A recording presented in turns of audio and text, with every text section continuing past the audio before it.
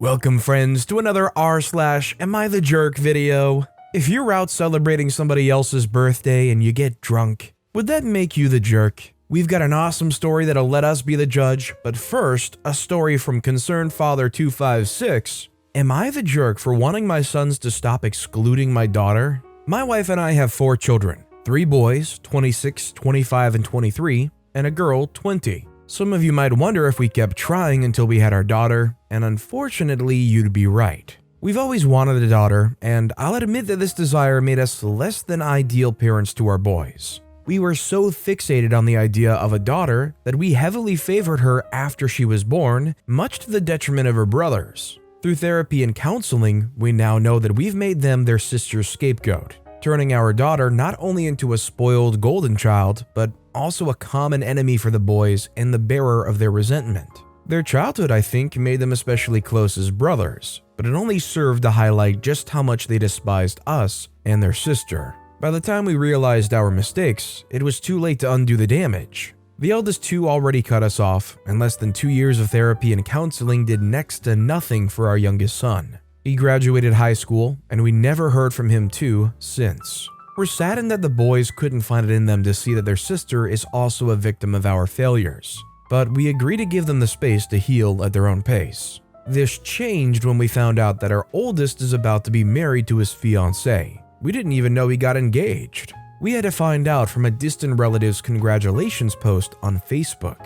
We were hurt, but mostly we understand that we no longer have the right to expect an invitation. We warned our daughter not to snoop and to just let whatever happens happen. She didn't listen. She found out that our oldest posted about how much he loves his brothers and couldn't choose between the 2 of them to be his best man, so he's going to have both of them share the same role in the wedding. Our daughter is understandably upset and sees this post as a deliberate snub to her. My wife and I do feel that the post is unnecessarily inflammatory and doesn't need to be posted to the public, regardless if he was expecting us to read it or not. We tried to contact the boys once more, and to our disappointment, the first thing they said to us in years is that we all are formally uninvited.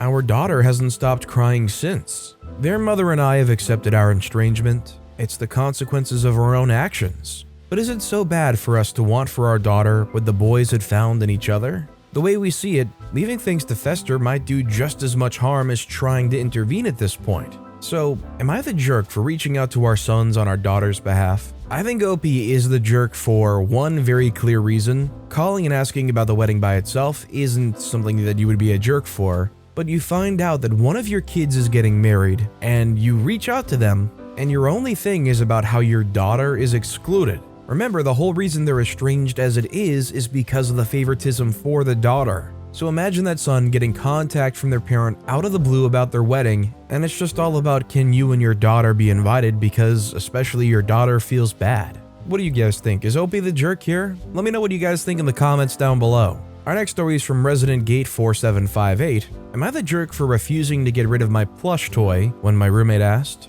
I know this may sound childish, but let me explain. I, 18-year-old female, have frequent night terrors, and have since I was around 12. When it got to the point that I wasn't sleeping because of them, my parents tried to find something like a comfort item that would help me get to sleep. I have a small plush bear that I've had for a few years now, and it's the only thing which I absolutely need most nights. I've been living in a small dorm for quite a while by myself. However, recently a transfer student, 19-year-old female, has moved into my dorm room. We have separate bedrooms and usually don't come into each other's rooms often. Last week, she came to me and asked if I was alright with her family, dad, mom, and 1 kid, coming around to visit for a few hours. I said I was a-okay with it, as long as she lets me know what day they were coming over. As I was cleaning up my room for this surprise visit, she notices my plush. She made a few comments about it being childish and old, but I didn't really mind. Just a few hours later, she came up to me and asked, "Hey, so you know about my brother?"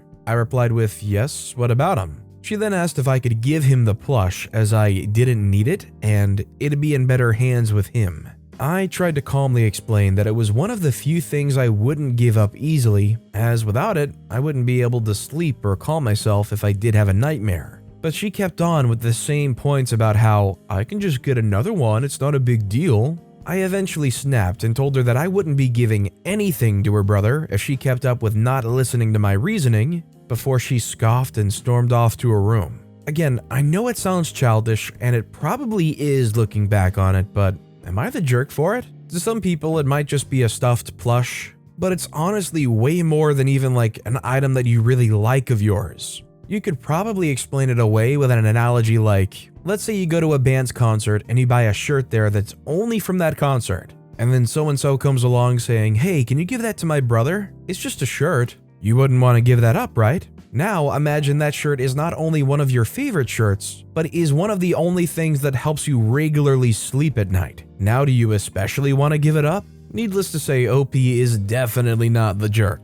Our next story is from Just Came Here to Vote. Am I the jerk for being mad at father-in-law for spoiling our son's birthday surprise for us? A couple of weeks ago, it was our son's 3rd birthday and we had a party at our house. Now, our in-laws are very generous, to the point that we've had to ask them to stop buying our son toys because A, we have nowhere to store them, and B, it makes us buying him Christmas and birthday gifts really difficult. We don't earn a lot and we can't keep up with them. This birthday, we banded together. We all put in and got him a climbing frame and slide. His birthday rolls around and we've managed to build this thing and keep it hidden from him. The moment our in-laws arrived, father-in-law was trying to take him in the garden. I asked that he waited until my mom arrived as she'd bought him a sand pit that was out there too, and we all want to see his reaction to everything. He kept insisting our son wanted to go outside, but he was happily playing with his new cars, so I said leave him. Mom arrived 20 minutes later. She drove across the country, leaving at 6 in the morning, and she just wanted to nip to the toilet before we all went outside. We were all talking and stuff while she went, and when she got back, she asked where our son was. He was gone, so was father-in-law, and the back door was open. By the time we got out there, he was already at the far end and had been down the slide. We all missed his entire reaction, but father-in-law was grinning at how happy he was. I left it at the time. I didn't want to cause a scene. But the other day, father-in-law asked if son was getting good use out of the slide they got for him. I reminded him that we also got him that slide, and thanks to him, we missed seeing him go on it for the first time. We can't afford to get him something that special again for a while, and he took that moment from us. He said I told him to wait until my mom arrived, and he did. He says he did nothing wrong, and my son was desperate to get outside, so he took him. That I have no right to be mad as I get to see him go on it every day. My husband's on my side, but his family thinks I'm being petty about it. I think OP is definitely not the jerk. Being somebody that loves to watch reactions from people who are like overjoyed from gifts, and I can only imagine how it would feel when it's literally your own son too. I would actually be steaming if I was forced to miss out on that opportunity like that. Meanwhile, watching the father-in-law standing there grinning like a total goof because they went and had that experience by themselves. Let me tell you, if I was OP, I would be hot with that father-in-law. It's like saying missing out on the chance to watch your baby's first steps don't matter, because you get to watch 18 more years of footsteps till they move out and totally cut off contact with you. Sorry, I just got a little secondhand steam from the story. This next story is from Under Lilith's Wings. Am I the jerk for talking about the preacher's wife? For backstory, in March of 2019, I was going through a really rough time. I was also attending church at least once a week. One Sunday, I had a PTSD episode in church and retreated to the church bathroom. The preacher's wife accused me of demon possession, among other things that you really shouldn't do to someone who deals with PTSD. I told her that if anyone was acting demonic, it was her. She literally paid me $10 to leave for that service. After I was gone, she told several people that I socialized with that I was not allowed to come back without her permission.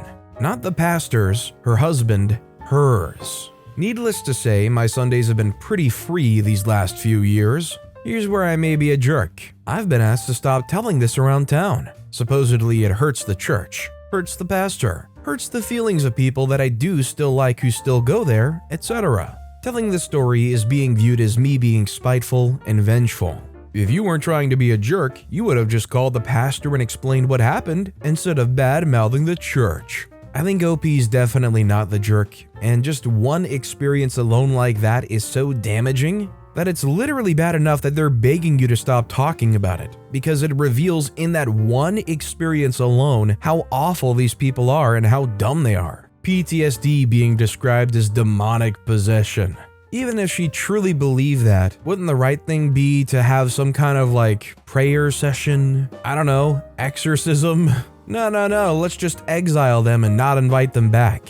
That's the Christianly thing to do. Love thy neighbor. By the way, if you're enjoying these stories, make sure you hit those like and subscribe buttons down below so you never miss any of my daily videos. Our next story is from Snooze75132. Am I the jerk for blocking my mother for taking a gift that my boyfriend bought me? I, 23-year-old female, blocked my mother for taking a gift that my boyfriend gave to me for my birthday. I spent my birthday, April 13th, with my boyfriend a couple of days ago, and one of the gifts included a ceramic cupcake. About a month ago, we were sharing stories about our childhood when I mentioned a particular story that I didn't realize still bothered me. A long time ago, I went to a pottery shop where I painted a pre-made ceramic cupcake at my friend's birthday party. I chose the cupcake because you can store small things, for example, jewelry, in it. I worked really hard to paint it, and it looked really nice. It looked so nice that my mom wanted it for herself. So we played a game of cards.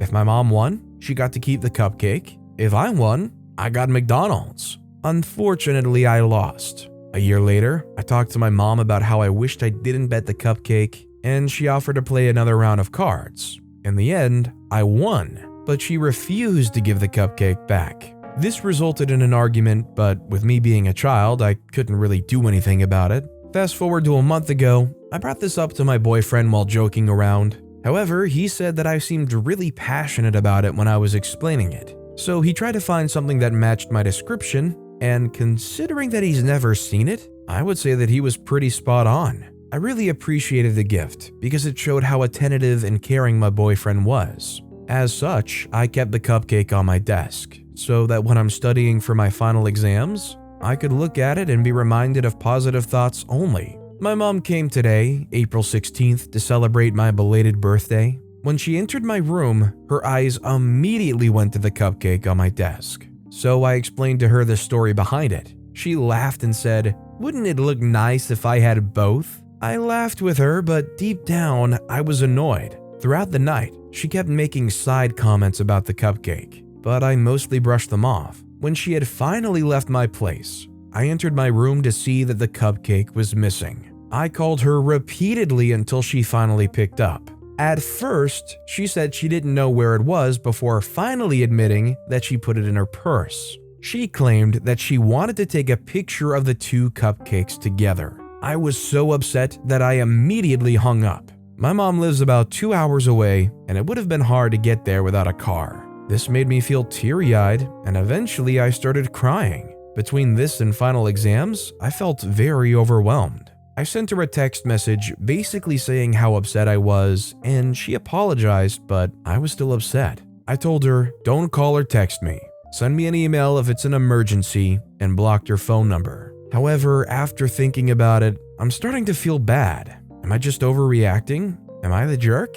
I think OP's not the jerk, and I think their feelings are extremely valid. Both times, those cupcakes really meant something to OP, and their mom essentially went and took it from them. Both times. The second time, not even fair and square. At least the first time they won a card game for it against their own kid, over the threat of having to buy McDonald's for them, no less. If she lost the first time, she probably would have bought you McDonald's anyways and taken the cupcake for herself. She clearly can't value how you feel and your feelings enough. And honestly, is it really worth your time to put up with somebody like that literally tries to take advantage of you and your stuff like that? Our next story is from BasicAd3497. Am I the jerk for refusing to sleep on the couch so my husband could have the kids sleep with him in the bed? The kids' ages are 4 and 6. My husband, 37, has terminal illness. His health got really bad after his most recent surgery. He had several surgeries, and he's on pain meds most of the time. We have 2 kids, and he started having them sleep in our bed after he got back from the hospital. I let him have them sleep there for a couple of days, thinking he must have missed them. But day 3, I said they needed to go back to sleeping in their beds. He refused to let them and told me he wants them there every night. I told him it's unreasonable because the bed can't have 4 people on it. I don't want any of the kids, or possibly him, falling off the bed in the middle of the night. He suggested I sleep in the kids' room, but their beds are too small. He told me to start sleeping on the couch then, but I refused. He said that I'm being difficult and should understand that he may not be able to spend enough time with them, but I thought he was using his illness to his advantage by saying this. I refused to take the couch and said I have the right to my bed too. He begged me, which made me lose it and yell, "For how long am I gonna have to sleep on the couch?" He yelled back, "Till I'm gone." I have to say that my heart sank upon hearing this. I didn't expect him to say this, especially not in front of the kids. I told him this is ridiculous, the answer is no, and that it's final. He yelled at me and then started guilting me, saying if the kids find out I was stopping them from spending time with their dad, then they won't forgive me their entire life. I threw my hands up and walked out. He's still insisting, and I keep saying no. I might be a bit selfish for not even considering his request, but I really find it a hard pill to swallow. I keep waiting for him to calm down to talk, but he's constantly moody and can get agitated pretty easily. I don't think OP's a jerk for wanting to sleep in their own bed and not wanting to sleep in a situation that is just unconventional. And there's definitely concerns to be had about the father's health and the kids sleeping there with them, and what if something does happen? It's a really tricky situation, and I feel for the lot of them, and I just kind of wish them luck on trying to navigate how this should work. Our next story is from Grandad196. Am I the jerk for refusing to give my day off on Mother's Day to my coworker who lost her kid? I'm 22-year-old female, a full-time student working part-time. Last year, one of my coworkers, who I'll call Linda, 36-year-old female, lost her 8-year-old in an accident. We were terribly heartbroken because we'd met the kid a bunch of times before since she was a single mother, and sometimes had to take him here. As contribution, we signed off some of our paid days off so she could take some time. She came back 2 months after. I've been working here since I turned 17 years old, and when I was 19, we had a change of boss. She basically made Mother's Day, Christmas, and New Year's something we all deserved, and not only the people with kids. She said that if people had kids, then we obviously had a mother, and we deserved to spend the day with her. However, she made the compromise to send the list of names a month before so people could trade them. Well, aside from some guys who already gave their day, I'm the only non-mother who has it. My mother's still alive, but I went no contact with her a few years ago. Either way, I think it'll be nice to have a day off to prepare for my finals. Some of my mom coworkers asked for the day, and I politely said no. Well, Linda approached me and said this will be her first Mother's Day without her son, so she wanted to ask me if I could trade her day with her. Again, I said no and told her how sorry I was. She said thanks and went back to her space. Then one of the other moms, who already traded her day with one of the guys, said I was a jerk for not giving it to her since I don't even talk to my mom anymore, and just for that I don't deserve it. I asked why she didn't give her day off, and her answer was that she's a mother of 5. Some are agreeing that I should have let her have it because she lost her child, but some other, including my boss, said that I'm entitled to keep it, and should do it because I'll be using the day for something important too. Linda's been silent since she asked last Wednesday, and my other coworker's calling me a jerk, so I'm not sure. I personally think OP's not a jerk. If you get a day off, you deserve to be able to have that day off. If you decide to give that day off to Linda, I think you'd be a great person for doing so, but you're not entitled to. And it doesn't make you a jerk for not wanting to give that day off. And frankly, this system the company has is really weird. Basically like, sorry Jim, your mom's dead, you can't have this day off. What kind of system is that? You gotta just start giving your employer information about your parents and their living situation to get a day off? Our next story is from throwaway account MIL2. Am I the jerk for not carrying on my family's tradition? I'm 18-year-old female. My family has a tradition that goes back 5 generations, and that is the oldest of the family joins the military, only the 4 main branches. My mom was in the Army and retired as a major. My grandpa was in the Air Force and retired as a colonel, I believe. My great-grandpa was in the Navy. My great-great-grandfather was a Marine, and my great-times-3 grandfather was also a Marine. My family is very proud of this fact and has been throwing this in my face since I was fresh out the womb. With the school year coming to an end and I turned 18 last month, my mom's been forcing me to do fitness courses and buying textbooks to help me study for the ASVAB. Now, I would have rebelled against this a while ago, but sadly my younger brother passed away a few years ago and it was really hard on my parents. so I've just been going along with this until now.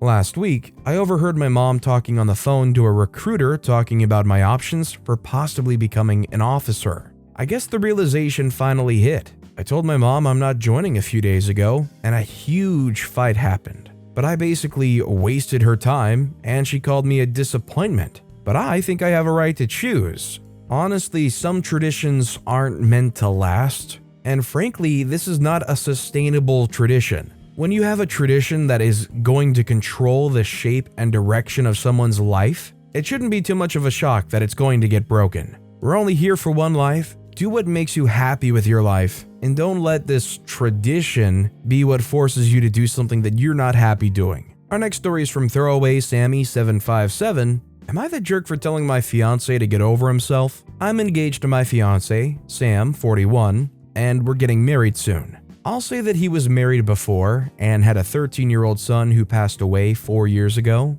Let me tell you, he's still pretty much grieving. Not judging him for that, but his grieving can and will cloud his thinking sometimes. We're currently in the wedding planning phase. He asked that we reserve a chair at the venue for his deceased son. I was dumbfounded when I heard this, but he said that he knows his son will be there for him spiritually, and he'd like to reserve a seat for him out of respect, and to make him feel included. I tried to be gentle because this seemed insane, and told him we can't do that because guests will be asking questions, and will think he's mentally unstable. I asked him to let go of this idea, but he offered a compromise by leaving the last chair in the very back empty so no one will notice. I felt uneasy and asked him to just let it go, but he kept bringing it up, saying he gets a say since it's his wedding and his son was and will always be family. I had a fight with him, telling him it's my wedding too and I don't want people to laugh at us. He said I have nothing to lose if I say yes and that I'm being selfish.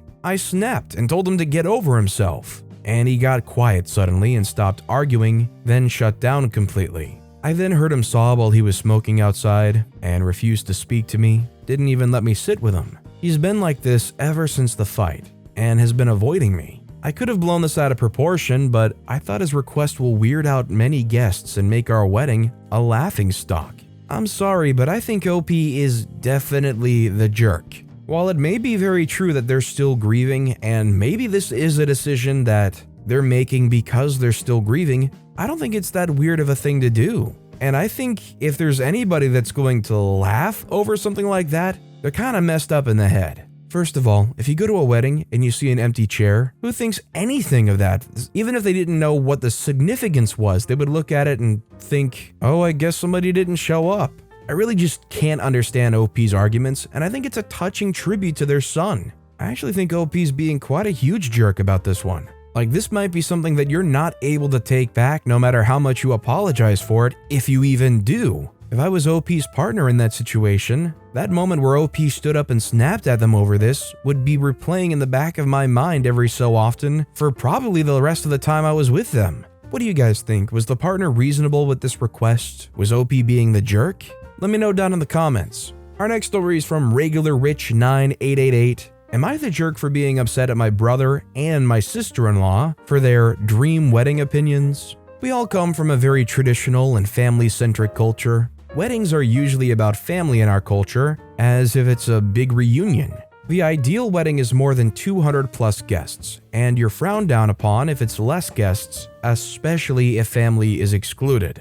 I'm of the belief that culture is very important. My wedding was amazing, and I made sure to make it both about me and my husband, but also about our families. We never agreed with the whole "the wedding's only about the couple" mindset. Nobody in our family agreed. So now my brother and his fiance are about to get married in some months. I had a birthday dinner a few days ago, and my parents, my brother, and his fiance were invited.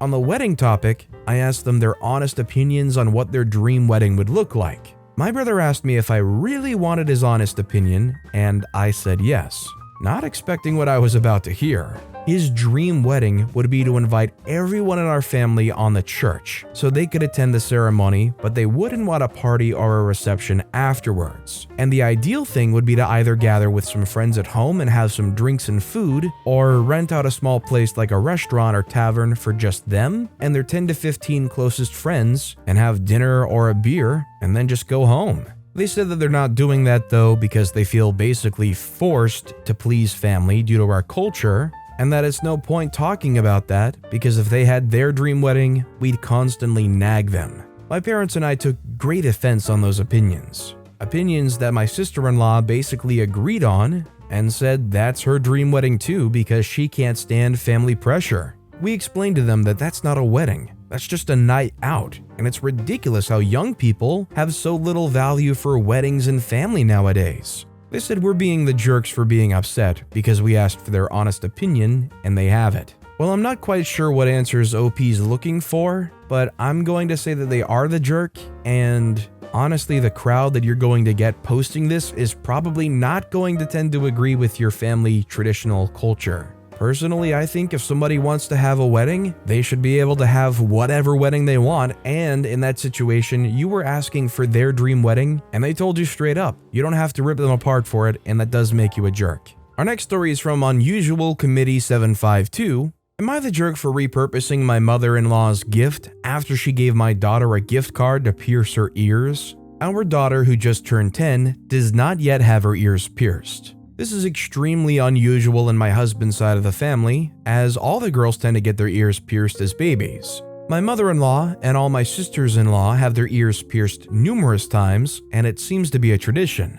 All my nieces have at least 2 or 3 holes in each ear, and some are even younger than my daughter. My mother-in-law's been asking when I will get my daughter's ears pierced ever since she was born. I told her I prefer to wait. She did back off for a while, but the topic came up again recently as my daughter started to ask when she can get her ears pierced. I was considering allowing her to get it done, but was thinking it might be a good gift when she becomes a teenager. Word got out that my daughter wanted her ears pierced, and my mother-in-law jumped right on this. We had a birthday dinner for my daughter a couple of weeks ago, and my mother-in-law said she had a very special gift. I have to say she was generous because there were 2 pairs of gold earrings and a gift card for some accessories place that does ear piercings for like $150. There was a note with the gift card saying that this was for ear piercings. My mother-in-law then told her that she can use this to catch up to her cousins and made a comment about how one of her aunties had like 5 piercings in each ear around the same age.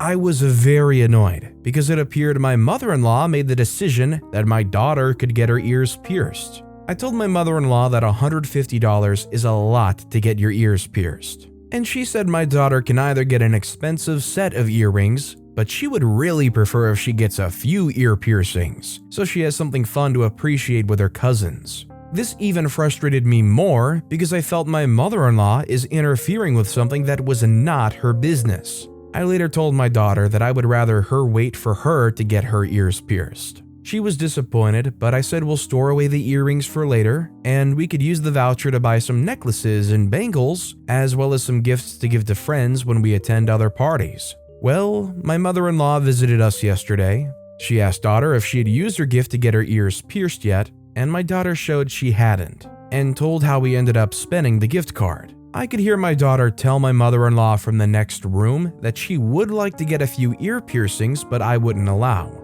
My mother-in-law got upset at how I abused her generous gift and started having a go at me about being overly uptight about just a few earrings. She also told me that she put a lot of thought in the gift and I was very ungrateful. She also said that if we weren't going to use it for the intended purpose, I should have just returned it so she could use it for my nieces. She ended up leaving early. Am I the jerk for not using the gift in the manner intended? I would say OP is the jerk.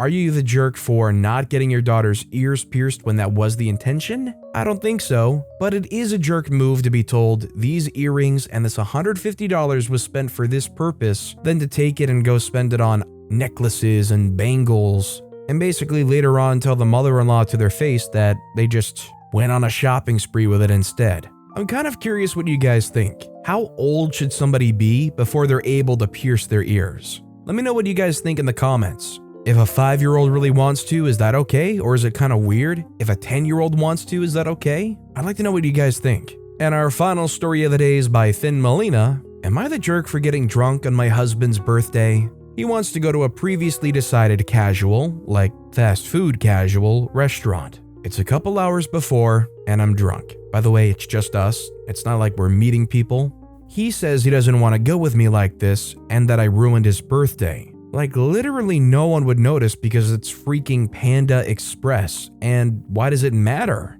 I'm very chill when I drink. Even he didn't know that I'd been drinking until I told him. It's just the knowledge of that made him like, no, I don't want to be around you. Huh? To add context, he doesn't drink and doesn't even know if I've had drinks until I tell him, but then he's immediately opposed to it, but he doesn't like it. I'm gonna say OP is the jerk here just because you know that you're going out, it's your husband's day and they just want to do something special for them, and the question really is, why are you drunk to begin with? Are you getting drunk just to like put up with the experience of going to Panda Express with your husband? Is it too weird to not want your partner drunk while going out on their birthday, just to have a nice night out? There might be a greater issue at hand here that is upsetting the husband too. But with that being said, that's all the time we have for today. So of all these stories I've read today, which is your favorite and why? Let me know in the comments down below. And if you haven't yet, if you could like and subscribe, that would mean a lot to me. Whatever you do, whether it's liking, subscribing, turning notifications on, all of it helps grow this channel and I appreciate the heck out of it. So until next time, I'll see you all tomorrow with some more stories.